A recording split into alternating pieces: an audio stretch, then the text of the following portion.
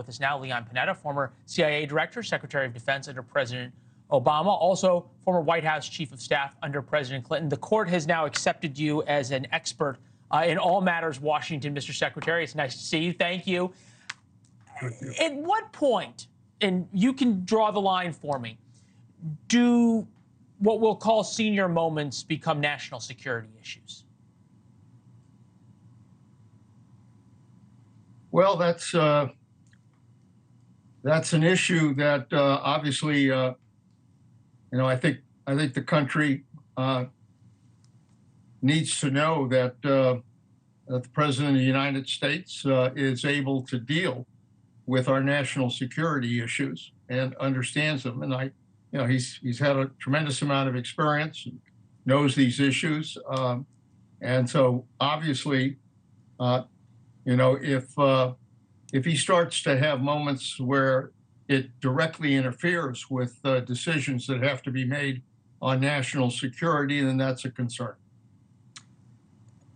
I think we should add diplomat to your list of qualifications with that answer, sir. I think about what you said, though. If you're being asked about a war between Israel and Hamas that's been going on for 125 days, and you forget the name of Hamas, and you've confused Mexico because you've been dealing with the border with the president of Egypt, who's been dealing with letting aid into Gaza, how is it not affecting national security? Well, look, the real question affecting national security is whether or not he's making the right decisions that will protect our country. That's what counts. Fair enough. What he does in press conferences, or what mistakes he may make when he's being interviewed in one way or another.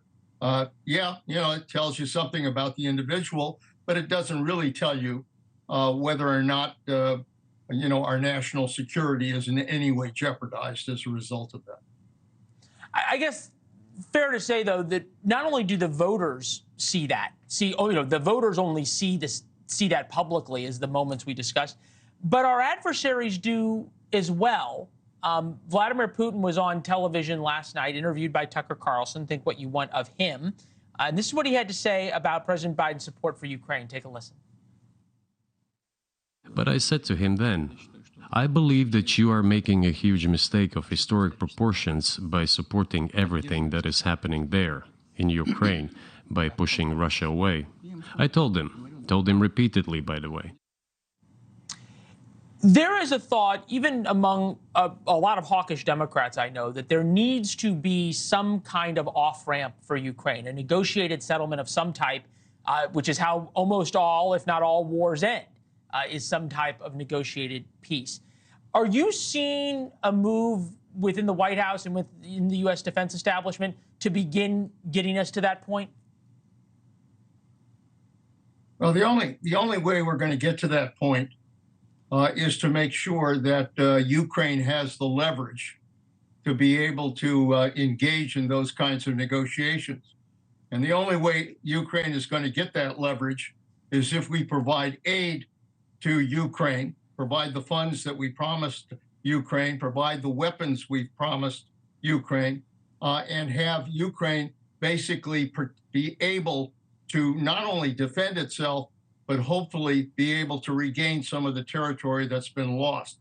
That is critical to the ability then to say to Putin, ultimately, rather than carrying on the way you are, we have to engage in some kind of credible negotiated resolution. Thanks for watching. Go to joinnn.com to find NewsNation on your television provider. And don't forget to click the red subscribe button below to get more of NewsNation's fact-driven, unbiased coverage.